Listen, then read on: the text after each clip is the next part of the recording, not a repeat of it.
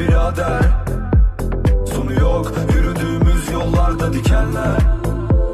Bu mahalle, bu sokaklar bizi bilmez, dinler el alem. Hiç kimseyi görmedim arkamda, çok yandım hep başa sardığımdan. Tüm dünya dursa da karşımda, gördüm dimdik hep yanımda. Hala vedalar aklımda, gördüğüm herkesi yollarda. Duydum çok yalan dolan, hep türlü bahane. Bu yüzden herkes bizden uzakta. Tüm sorun mahalle, gedo.